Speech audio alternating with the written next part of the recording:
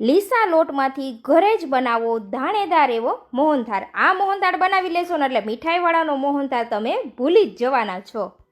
તો મોહનથાળ બનાવવા માટે આપણે અહીંયા ચણાનો લીસો લોટ લીધો છે, જે રેગ્યુલર લોટ હોય તે. પછી હવે તેમાં આપણે દૂધ અને ઘી ઉમેરીને આ રીતે સરસ ધાબો દઈ દેવાનો છે. આપણે દૂધ ગરમ લેવાનું છે, દૂધ ઘી ગરમ કરીને જ આમાં ઉમેરવાનું છે. આ રીતે સરસ આપણે ધાબો દઈ દઈને પછી લોટને દબાવીને 20થી 25 મિનિટ માટે રેસ્ટ આપી દેવાનો છે. પછી ઘઉં ચાળણાના ચાણામાં આ રીતે આપણે તેને ચાળી લેવાનો છે, જેથી એક જ સરખા દાણાનો આપણો મોહનથાળ રેડી થાય. તો આ રીતે દાણેદાર લોટ રેડી છે. તો હવે આપણે લીધું છે ઘી.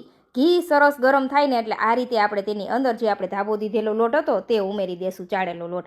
હવે ઘીમાં આપણે લોટને સરસ શેકવાનો છે. ગેસની ફ્લેમ મીડિયમ રાખવાની. મીડિયમ ફ્લેમ ઉપર આપણે 20થી 25 મિનિટ જેટલો સમય લાગશે મોહનથાળને શેકાતા. જરૂર લાગે તો વચ્ચે વચ્ચે થોડું ઘી ઉમેરતા જવાનું છે. આ રીતે ચોકલેટી કલર થઈ જાય ને ત્યાં સુધી આપણે તેને શેકવાનો છે. પણ ખાસ ધ્યાન રાખવાનું, ગેસની ફ્લેમ મીડિયમ રાખવાની. મીડિયમ ફ્લેમ ઉપર લોટને શેકાવાનો છે. લોટ સરસ શેકાઈ જશે ને એટલે ઘી આ રીતે ઉપર બબલ્સ તરીકે આવી જશે, તમે અહીંયા જોઈ શકો છો. તો ચાસણી લેવા માટે આપણે અહીંયા ખાંડ લીધી છે. તમે સાકરમાંથી પણ બનાવી શકો છો. તો ખાંડને આપણે સરસ આ રીતે મેલ્ટ કરી દેવાની છે. ખાંડ છે એનું અડધું પાણી ઉમેરીશું અને એક તારની આપણે ચાસણી લઈ લેવાની છે. વચ્ચે વચ્ચે આ રીતે મોહનથાળવાળા બેટરને ચલાવતા પણ રહેવાનું છે, જેથી તળિયે ચીપકી ન જાય ગરમ હોવાથી.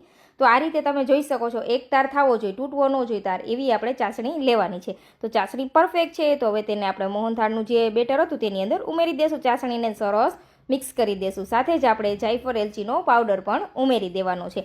આ રીતે સરસ ઘટ એવું આપણું મિશ્રણ થઈ જશે, તમે જોઈ શકો છો. હવે તેને આપણે જેમાં ઢાળવો છે તે પ્લેટને આપણે ઘીથી ગ્રીસ કરી દેશું. આ રીતે મોહનથાળ સેટ કરી દેશું. 3 કલાકમાં મોહનથાળ સરસ સેટ થઈ જશે. ઉપરથી તમે ડ્રાય ફ્રૂટથી તેને ગાર્નિશ કરી શકો છો. 3 કલાક પછી ફ્રીઝ વગર પણ સરસ જામી જશે. તો તૈયાર છે દાણેદાર કણીદાર એવો મોહનથાળ. તો તહેવારોની ઉજવણીમાં ઘરે તમે આવી ચોખ્ખી મીઠાઈ રેડી કરી શકો છો. રેસીપી પસંદ આવી હોય ફ્રેન્ડ્સ તો ફોલો કરજો.